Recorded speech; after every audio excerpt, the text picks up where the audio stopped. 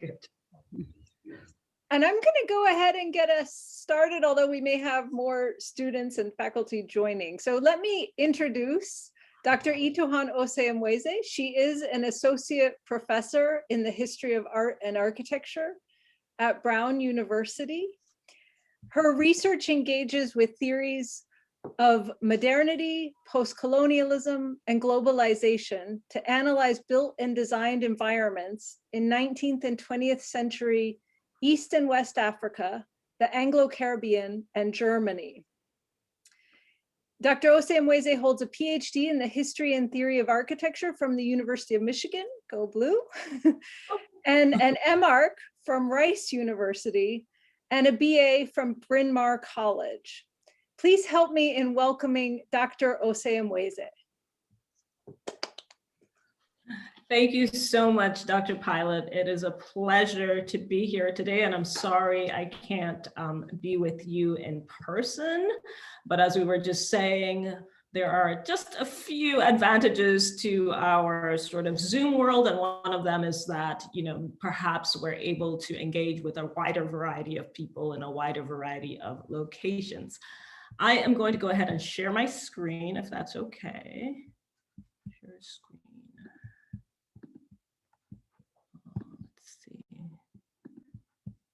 Okay, can everyone see my screen? Okay. So thank you again, not only to Dr. Pilot, but also to the entire Christopher C. Gibbs College of Architecture at the University of Oklahoma for inviting me to give this Bruce Goff Chair of Creative Architecture lecture. I'm going to go ahead and jump right in. Recent energy around struggles for social justice has found its way into the field of architectural history in the form of a decolonizing turn. My presentation today aims to sketch a theoretical and methodological framework for this decolonial approach. And I do this by reconstructing the evolution of scholarship in architectural history that has probed relationships between power, identity, space making, and representation. I argue that the roots of today's decolonial approach in architectural history lie in the work of non-Euro-American immigrant women scholars in the United States institutions in the 1980s. Revolutionized by their engagement with postcolonial theory, these women pioneered research questions and methods that center global relations, forefront relationships between the past and the present, and explicitly engage the political, and also seek to transform actual material human conditions. And now these themes are precisely what defines and is characterized as decolonial and contemporary architectural discourse and contemporary architectural history discourse. So you can follow along on the sidebar on the left-hand side of the screen in terms of sort of the organization of my presentation today. I'm going to start by talking a little bit about what I mean by decolonial, and then at the end of the presentation, I'll come back to that. On looking at the titles of the academic conferences and texts published over the last few years, it is clear that there's been a change in the tenor, the thematics, research questions and methods, and geographical scope covered in a lot of architectural work, and specifically architectural history. The scholars involved share a sense of participating in a sea change in the discipline. Though it is not always labeled as such by its proponents, the term decolonial is frequently used during discussions to characterize this work. So what does decolonial mean in the context of the scholarship on the history of architecture? Decolonizing architecture art research, and the acronym for that group is DAR, is a research and project-based artistic practice located in Palestine. And they see decolonization as, quote, a critical position and conceptual frame for architecture to participate in social and political struggles against a present system of inequality and control, end quote. architectural historian Yat-Ming Liu suggests that decolonization is concerned with engaging, quote, specific material practices, actual spaces, and concrete politics, end quote. Another group called the Settler Colonial City Project aims to explore how the architectural theories and practices of indigenous people across the globe might impact the writing of architectural stories, the limits, possibilities, and definitions of archives, and even the category of architecture itself. So these are all laudable goals. The problem I see is that many of these questions and goals have been at the center of what I call postcolonial architectural history since the 1980s. Postcolonial architectural history is a subfield that analyzes the built environment primarily through the lens of postcolonial theory. So what is postcolonial theory then? Postcolonial theory is often dated to the publication of the scholar Edward Said's Orientalism in 1978. Said argued that Europe has long engaged in a project of colonial domination by claiming intellectual authority over a place that it calls the Orient, and which it constructs as the other of Europe.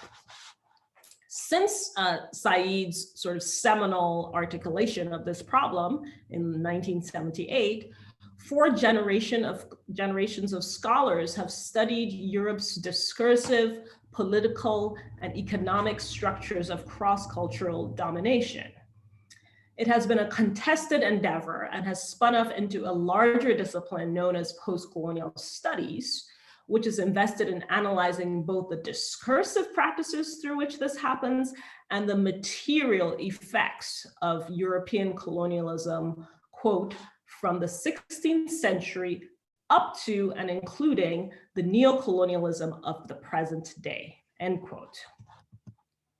Notoriously slippery, the term postcolonialism is used as, and I'm quoting the excerpt on the screen, a critique of totalizing forms of Western historicism, a portmanteau term for a retooled a notion of class, the name for a condition of nativist longing in post-independence groupings, a cultural marker of non-residency for a third world intellectual cadre, the inevitable underside of a fractured and ambivalent discourse of colonialist power, an oppositional form of reading practice, and the name of a specific literary activity, end quote. So the point of that is just to tell you that postcolonialism as a concept and as a term is very capacious and also quite contested. To be clear, the post in postcolonial studies has never been a marker of time. Rather the opposite. Post is the link between the colonial present and the colonial past. And it is a call for action instigated by the unequal present. Postcolonial architectural history, which is a term that I basically invented, it's not a term that you'll find in any sort of published writing so far, is at once at home in postcolonial studies, that discipline that I just described, and it's also at home in architectural history. Postcolonial architectural historiography, which is the research and writing on postcolonial, following this kind of postcolonial approach, proceeds by conducting what we call a postcolonial reading of sources.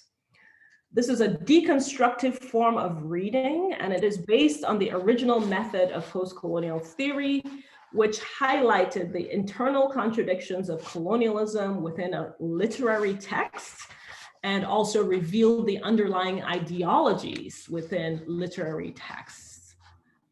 Unlike this earlier method, which we also called colonial discourse analysis, postcolonial architectural historiography analyzes material objects, space, the visual field, in addition to language and text. So that's what we as architectural historians do differently from those who are not architectural historians and working in this theoretical tradition. We analyze material objects, space, the visual field, as well as language and text. So this is the unique contribution of architectural historians to postcolonial studies. In fact, postcolonial architectural history offers an opportunity to clarify one of the most important conundrums in postcolonial theory. Because architecture is simultaneously material, which is to say it's three-dimensional and it consists of matter. It is also materialist, which is to say that it determines and shapes economic conditions and realities in the world. And it's also representational, which is to say it sort of functions in an indirect way to shape the way we think, right? And it's especially its visual, the visual nature of architecture functions in a representational way. Postcolonial architectural history explains how colonialism has functioned and continues to function both through direct forms of domination and through less direct forms of domination. Now I'm going to pause to just talk about this diagram on the screen, which is an effort on the part of the postcolonial studies scholar Stephen Sleeman to just explain how colonialism is thought to work. And so in this diagram, we see that on the left-hand side, we have colonizers. On the right-hand side, we have the colonized.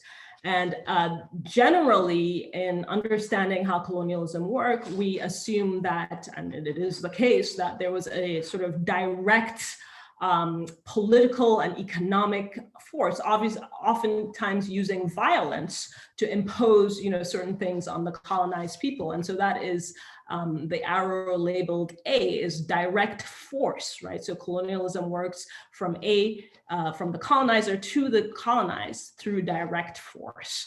And also it works, and related to this idea of direct force, if you look at arrow B going through arrow C, through other more direct methods, such as education, right? Educating people to think a certain way through various institutions that force people to do certain things, through the legal sort of apparatus, laws that force people to do certain things. So those are the sort of direct modes through which colonialism works. However, at the same time, colonialism works more indirectly. And this is what, sort of post-colonial theory scholars have argued. At the same time that these direct means are sort of taking place, we have more indirect means, and those happen on the diagram, arrow D and arrow E. And these happen through what we call the semiotic field of representation. So ideas that are sort of, implanted in people's brains, texts that say certain things about, let's say the colonized. This is a much more indirect kind of form of power. And so this is how colonialism has been theorized by post-colonial studies scholars. Now, what I've been trying to think about is the place of architecture within this kind of, mode of operation. And what I'm arguing is that architecture, unlike, let's say, education, which we just looked at in the previous diagram, which works primarily through the direct means, or the sort of the legal apparatus in a colony, which imposes certain rules on people. architecture works both simultaneously in the direct and in the indirect way. And that's what I've highlighted in red. So architecture, of course, works through art, design, and architecture schools that were established in, let's say, colonial regions of the world in the 19th century, which trained architects who then created buildings, right? It also worked through the Public Works Department, which is basically our equivalent of, kind of like city planning and building code, regulations.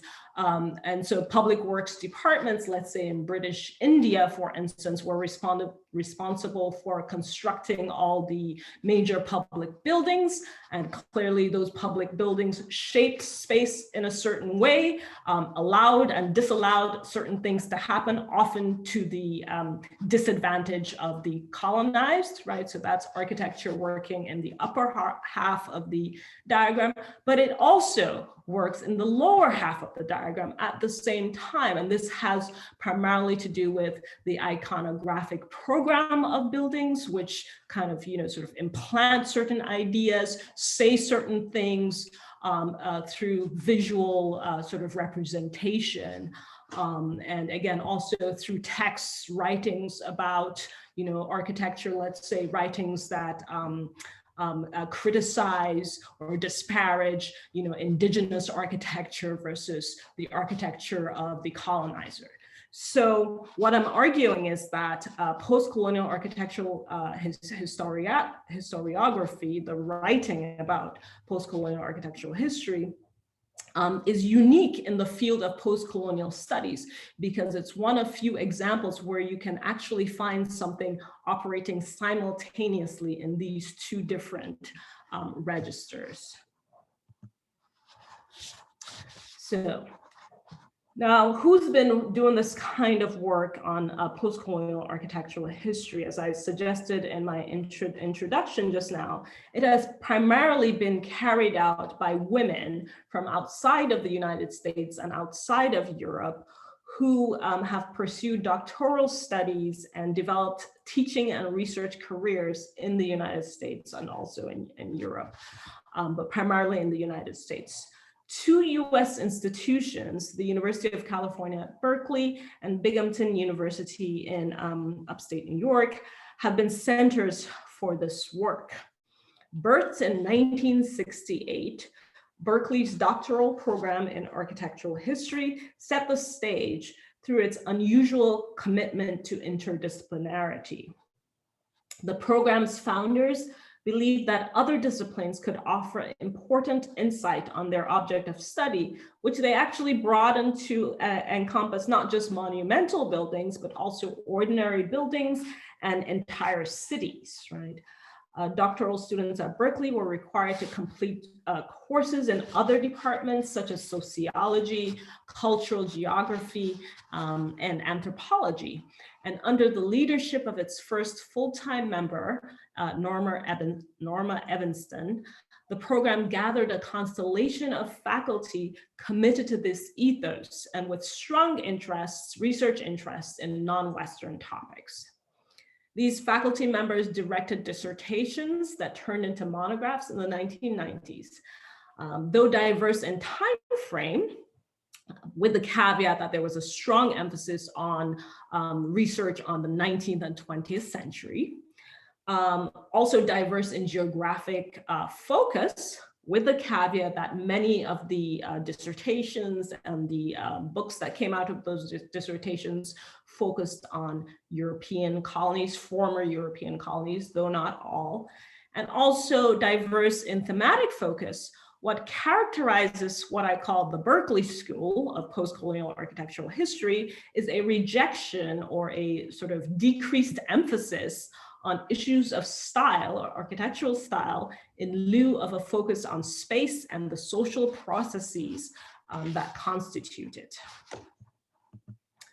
The second school of thought developed under Anthony D. King at Binghamton University. And in this slide on the screen and the previous slide, I've tried to sort of map out the sort of places that these scholars who came to study at these various institutions came from outside of the US and outside of Europe, and then consequently the current sort of intellectual networks that exist across this kind of global spread.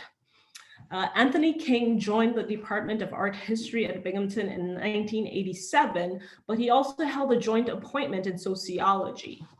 Soon after arriving at Binghamton from the United Kingdom, where he had received his doctoral degree, he is British, King visited Berkeley, where he taught 2 graduate level courses. In recent reminiscences, he notes that this encounter teaching at Berkeley actually led to long-term scholarly relationships, which he still maintains today. King's first monograph, which was called Colonial Urban Development, Culture and Social Power and Environment, and published in 1976, set the stage for his subsequent teaching and research through a study of what he called the colonial third culture. And what he meant by that is the product of the culture that is the product of contact between a colonizer's culture, so the British in India, for instance, and the local culture, so the various local cultures within the Indian subcontinent. And his book focused specifically on the city of Delhi in India. Since then, King and his students have theorized the spaces of global cultures in relation to colonialism. Like the Berkeley School, the Binghamton School rejects buildings primarily as aesthetic or technical artifacts, and instead treats them as objects invested with social meaning. But arguably, the Binghamton School is distinguished from Berkeley by its embrace of economy, the global economy specifically, as a determinant in built environments. Scholars of postcolonial architectural history, of course, came from other programs, other than Berkeley and Binghamton. Key scholarship has emerged from the United Kingdom, Australia, Turkey, and Belgium, all countries notably grappling with legacies of imperialism and colonialism in one form or another. And I'm showing you 2 covers from publications by a group of scholars based in Europe, writing in this kind of post-colonial architectural history tradition. And they call themselves Architecture Beyond Europe, and they publish a journal called ABE Journal.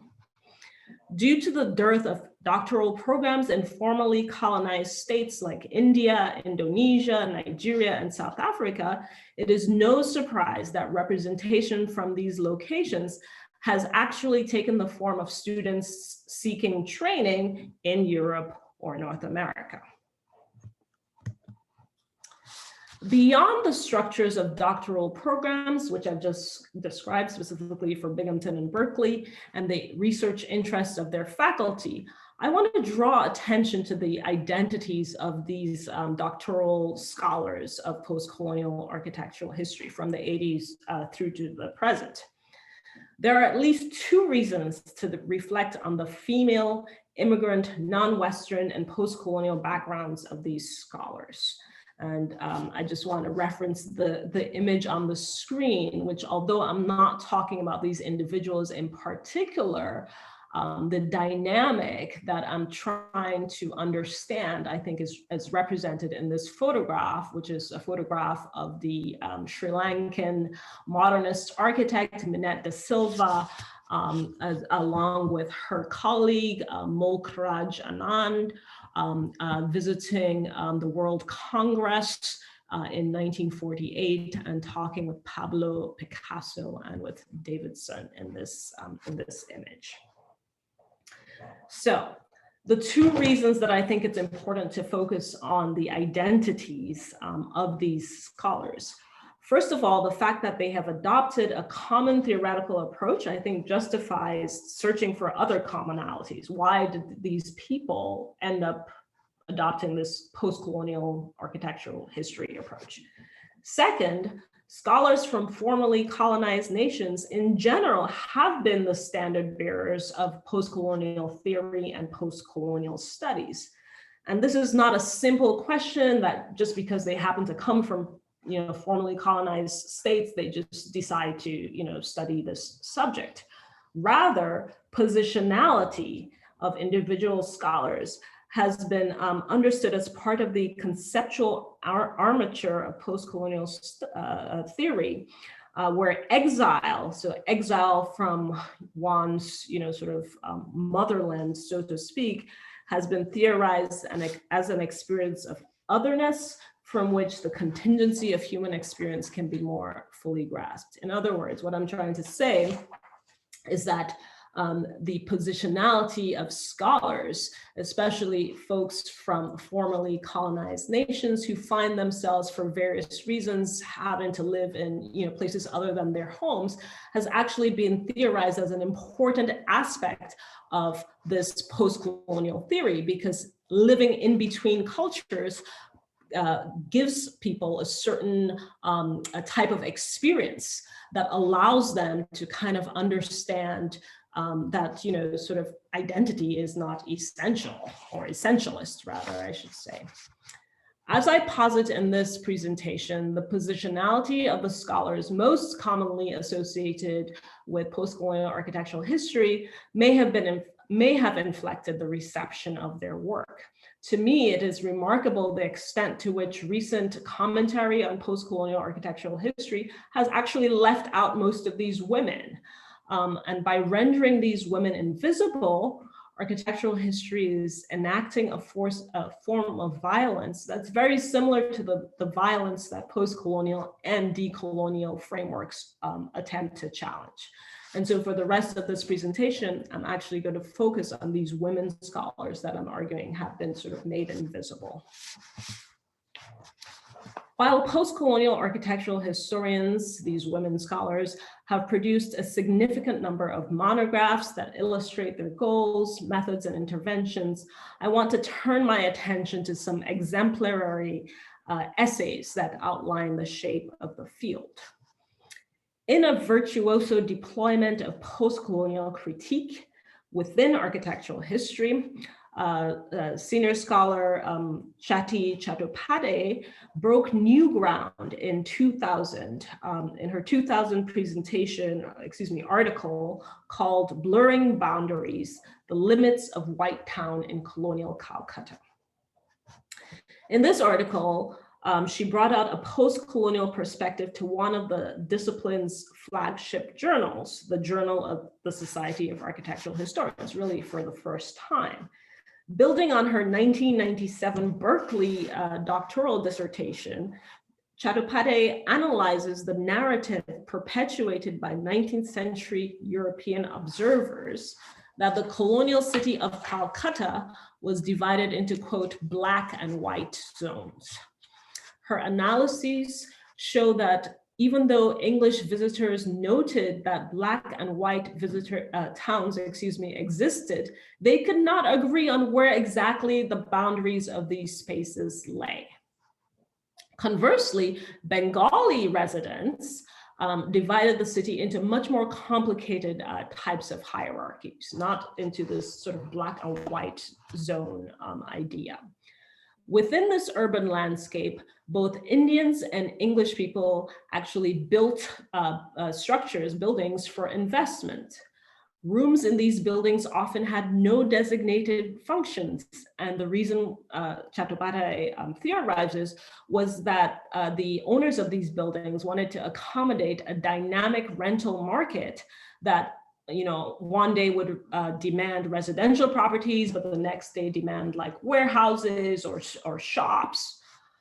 Further analysis exemplified in a comparison of Government Hall, Calcutta, which is shown on the upper right of the screen, and a comparison between Government Hall, Calcutta to Kettleston Hall in Derbyshire in England, which is shown on the left-hand side of the screen, on which it was known to be modeled, reveals that interior doors lacked locks. Generally across the city of Calcutta, these buildings that were built by both British and Indian owners often would not have interior locks on the interiors of doors.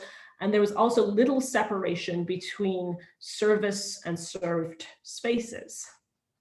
Publications and paintings, like the one I show here, show that these open plans that I just spoke about, without doors and locks on the doors in many cases, made it possible for phalanxes of Indian servants to cater to the needs of the British colonizers within these households. But these paintings and publications also indicate severe discomfort with this arrangement, which impinged on bourgeois English notions about domestic privacy and decorum. In these visions, you were not supposed to see servants, right? But in colonial India, servants were constantly present and sort of moving in between these spaces from what might be considered, sort of a major public space, the living room or reception room, and also to moving back and forth to the, spaces of service like the kitchen and so on. Race was an important aspect of the perceived threat that these buildings posed for English notions of privacy and decorum. In theorizing this contradiction, Chattopadhyay draws on post-colonial theories of hybridity and the hypothesis that distinct third cultures were often produced in the contact zones of European colonization. She concludes that English observers' distinctions between the so-called Black and white towns of Calcutta did not align with reality, either within individual homes or within the larger urban space. Rather, the, quote, obsessive articulation of delimiting practices, end quote, that is the obsessive focus on trying to figure out where was Black town and where was white town, was a rhetorical device that was actually hiding an attempt to fix the signs of racial difference in order to resist recognizing that these spaces were actually hybrid and that their inhabitants share a common humanity. Chattopadhyay's interpolation of newspaper advertisements, diary excerpts, paintings, photographs, building and city plans, all challenged architectural history's conventional reliance on architectural archives. So she was getting sources from a variety of places that until that point hadn't really been the kinds of sources architectural historians were looking at.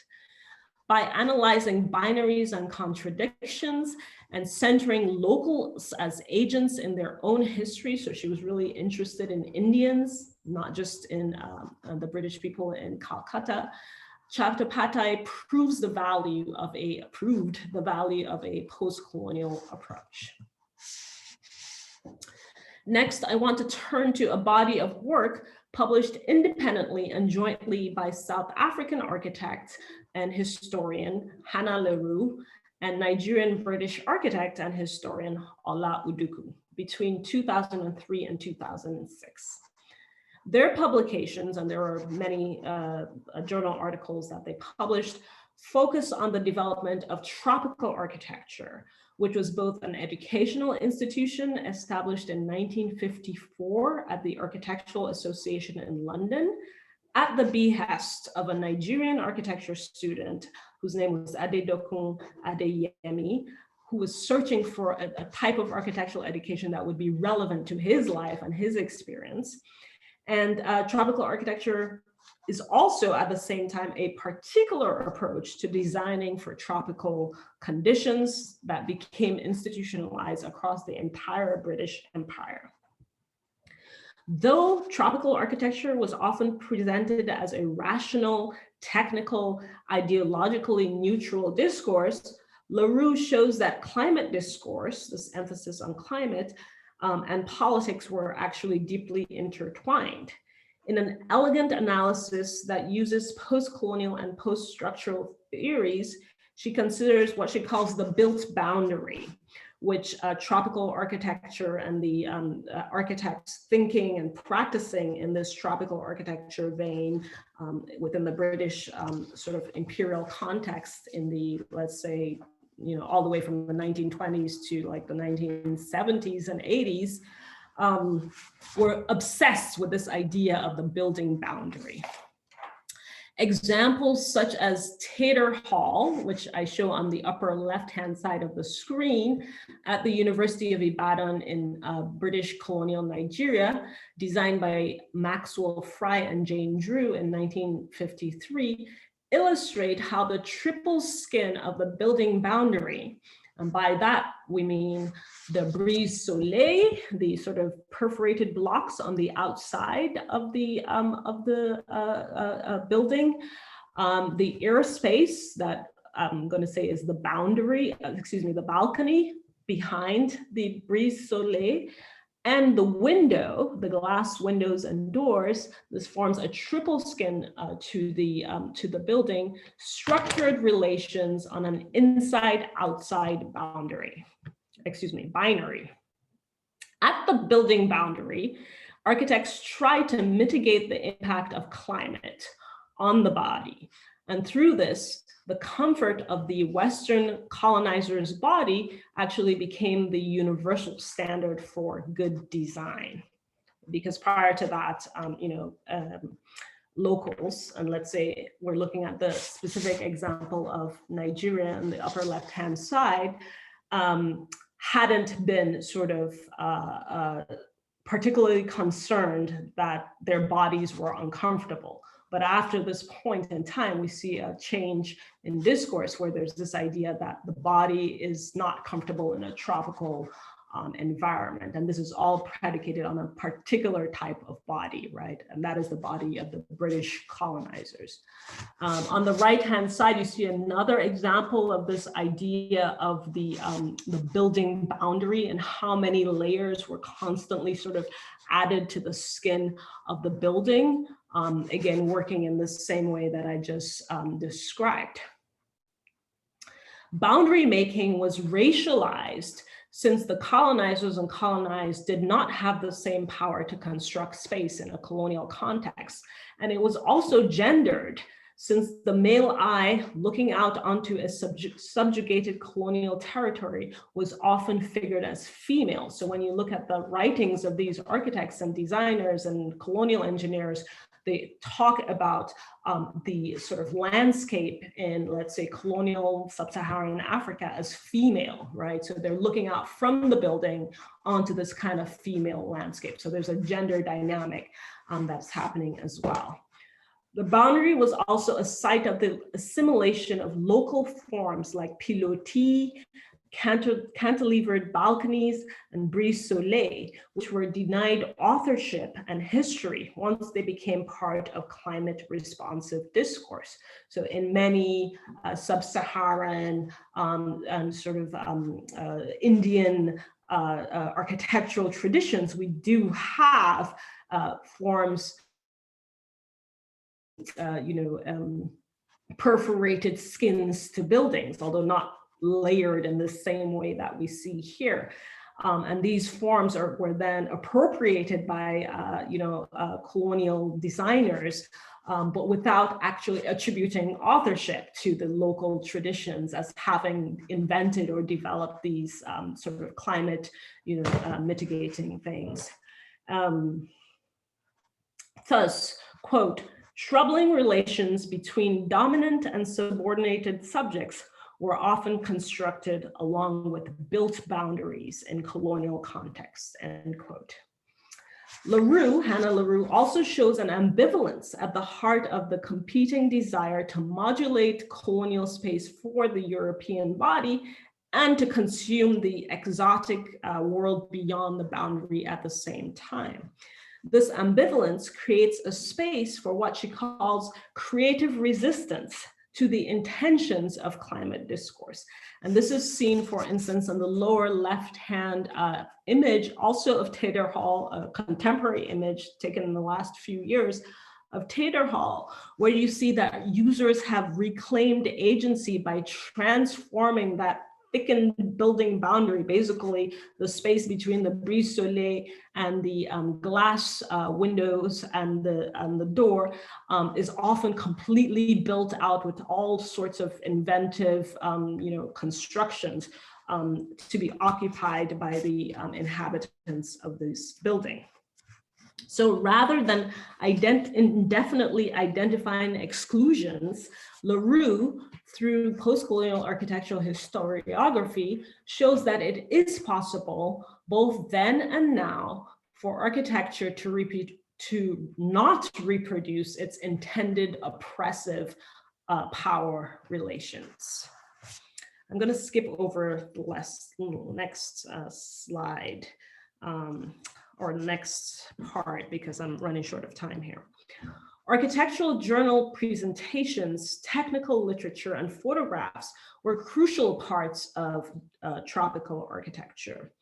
However, as Hannah LaRue and Ola Udoku explain, these media, the sort of photographs that we see of tropical architecture, the journal explanations and so on, distort our understanding of the creation and reception of the phenomenon, since they were almost exclusively produced in England and authored by British subjects. Indigenous voices were almost always absent, as were images of use in the photographs that we see of tropical architecture.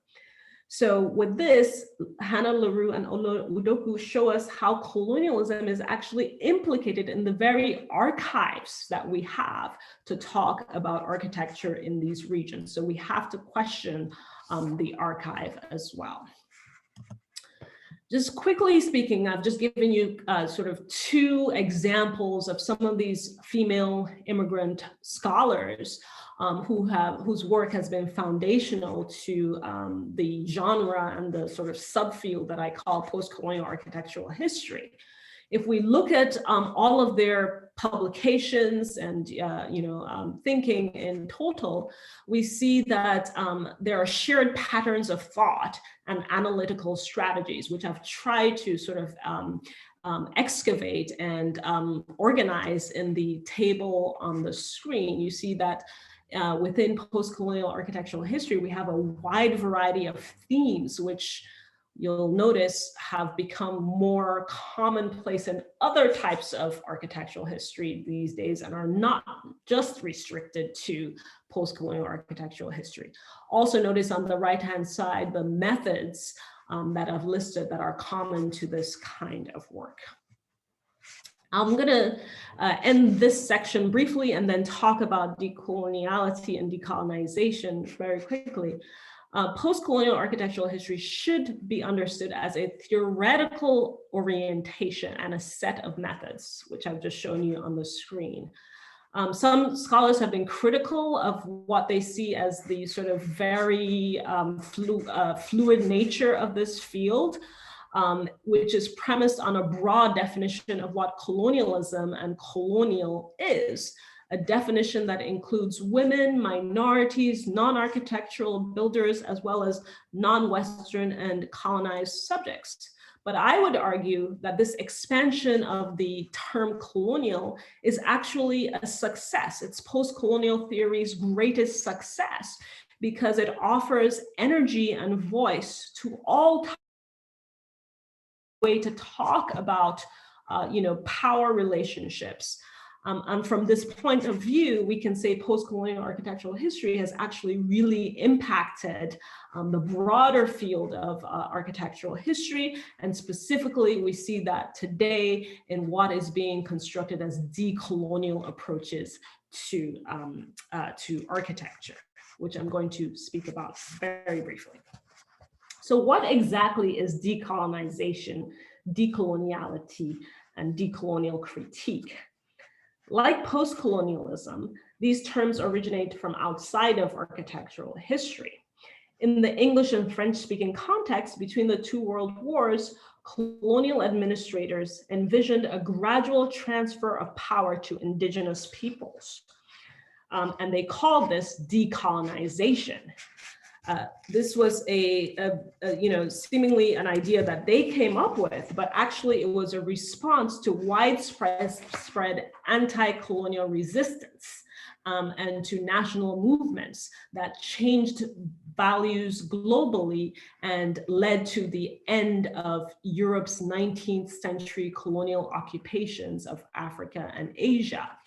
Most of these occupations had ended by the 1960s. However, it soon became clear that the end of a political occupation, political colonialism, was rarely accompanied by economic, social, and cultural emancipation, right? And so we start to understand that decolonization happened, but it didn't really happen, right? It was a moment in time when officially European colonial powers handed over sovereignty to indigenous peoples, but at the same, and I'm speaking specifically about Africa and Asia here, but at the same time, we know that it was never a complete process. And so scholars of post-colonial theory and post-colonial studies have been studying this idea of the incompleteness of decolonization for a long time. The Kenyan literary scholar Ngugi wa Thiong'o, who's pictured on the right-hand side of the screen, for example, since the 1970s has been advocating that indigenous languages be adopted in his home country of Kenya instead of English, as a way to sort of finally end what he calls the colonization of the mind. So he's fighting for the decolonization of the mind. And interestingly, even though he's a literary scholar and a playwright, his work actually intersected with architecture, because in the 1970s, part of his project of rejecting, the colonizers' language in lieu of indigenous language involved a community theater project that he became involved in and led.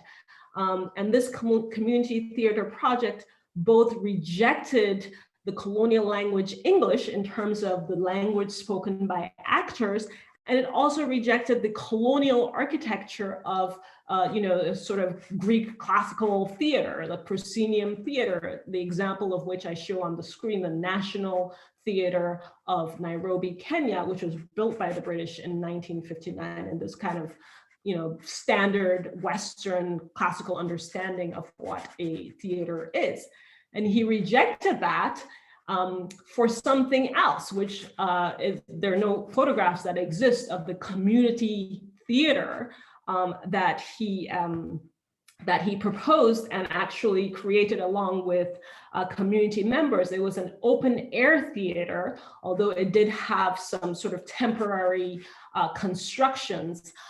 In the 1970s, the Kenyan government was very opposed to Ngugi wa Thiong'o's projects, and they actually threw him in jail and demolished his open air community theater and rebuilt on its place what I'm showing on the screen, which is a government building, which was a sort of government built community center. So they didn't like the idea of going back to a different kind of architecture. So in looking at somebody like Ngugi wa Thiong'o, we understand one narrative about decolonization, one approach to decolonization, but a second contemporaneous approach to decolonization has evolved. And this is associated with the work of the Peruvian sociologist Aníbal Quijano, which gained traction, especially in the 1990s. Quijano talked about what he called coloniality, which was the underlying logic of all colonialisms across the world since the European Enlightenment. And he argued that coloniality began with the conquest of Latin America in the 16th century, which led to the, quote, constitution of a new world order, a global power covering the entire planet. This power was accompanied by an understanding of modernity and rationality as uniquely European phenomenon that classified the world according to the mental construct of race and invented a new structure for controlling labor, resources, and products, which we call global capital. Building on Quijano's description of what he called epistemological decolonization, that is the decolonization of the mind. Remember, I had just said that there's a different story of decolonization, which also talked about the decolonization of the mind and which we associate with post-colonial studies. But Quijano talked about something very similar. And he talked about decolonization as a way to, quote, clear way for a new intercultural communication, a new rationality. Following on Quijano, Walter Mignolo defines decoloniality as a practice in which, quote, one extricates oneself from this linkage between rationality and modernity and coloniality. He talks about decoloniality not as a concept, but as an actual practice. And he talks about things like dwelling, border thinking,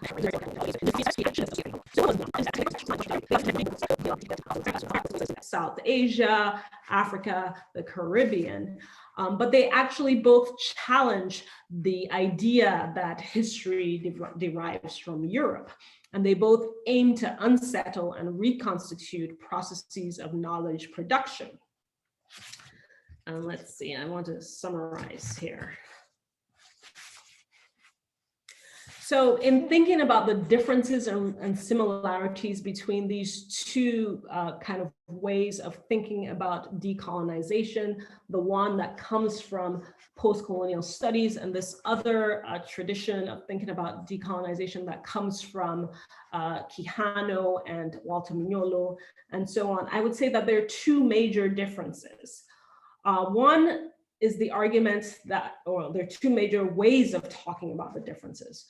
One is the argument that decoloniality is more concerned than post-colonialism with the afterlife of colonialism. It's more concerned with the present. The second argument that has been used to explain the differences between these two is that post-colonialism is often criticized for being more theoretical and less concerned with actual material conditions of real people. However, in a recent exchange between Walter Mignolo, this kind of leader of the decoloniality movement, and scholars of post-colonialism, it's become clear that decolonial theory has also been accused, and Walter Mignolo in particular, of not really thinking about, liberating actual indigenous people, liberating their land, liberating their bodies. And he's been accused of also sort of operating primarily in the theoretical realm. So what I material engagement. So how does this all relate to architecture? Now, as I said at the beginning, decolonial, the term, has been applied most consistently by the group DAR that I talked about, based in Palestine. In two recent publications, DAR argues that scholarship on colonial architecture only focuses on the colonial past, and that there is a need to investigate the afterlives of colonial architecture today in order to do the work of decolonization. Additionally, DAR says they want to, quote, replace the aesthetic framework that has been used to analyze colonial architecture in the past with one that treats architectural space as the product of social, political, and economic transformation, end quote. I hope, based on what I've explained to you in the way that I've gone through the evolution of post-colonial architectural history and what its methods and themes have been, that you understand that this is a fundamental mischaracterization of the way architectural historians who take this post-colonial approach have actually analyzed buildings. In fact, post-colonial architectural scholarship which takes the interrelationship between space and society as a basic premise, and more often than not is not at all interested in aesthetics and aesthetic concerns. And also it's very interested in the history of the present. It's from the present and the experience of the present that postcolonial architectural historians pursue analyses of the past. All right. So generally, and I'm going to end here because I think this would go too far over, generally the work that I have characterized as decolonial architectural history focuses on 4 general areas, and I've listed them on the left-hand side lower portion of the screen. It focuses on the global as a kind of concept for thinking about architecture, focuses on race, focuses on indigeneity, and it focuses on gender. What I would argue is that when one actually does the work of looking at what these immigrant, non-European, non-American women scholars have been doing since the 1980s in architectural history, one would realize that these concepts, these terms, these constructs have all been very, very deeply engaged with by these scholars, with the exception of gender. And that is one area in which postcolonial architectural history has not done enough work. And decolonial architectural history is really doing something new and different. And so this is about, sort of race as something that decolonial architectural history is really focusing on, but that I want to sort of bring into conversation with previous research and existing research from a different scholarly tradition that I call postcolonial, that also does work on race, similarly with indigeneity, but not so much with gender. I'm going to conclude by asking a few questions.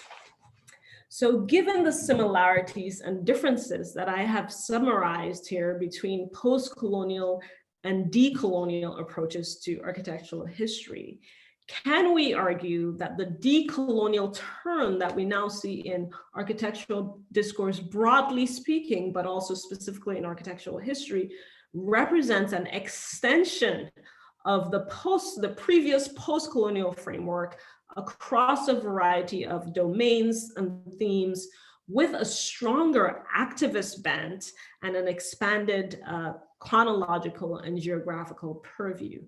Can we in fact say that postcolonialism has finally transformed the architectural history canon, and that is what we're seeing when we hear all the chatter about decolonial approaches? If so, I want to point out that the transformation is still incomplete. If the body of scholarship that sustained it, that is postcolonial architectural history since the 1980s, and maybe even since the 70s, and the scholars who produced that work continue to be rendered invisible. Thank you. Thank you, Itohan. That was amazing. That was such an incredible sort of overview of this shift from postcolonial to decolonial architectural history. And I think it really built on a lot of the topics that we've been talking about in this class that we've been teaching this semester.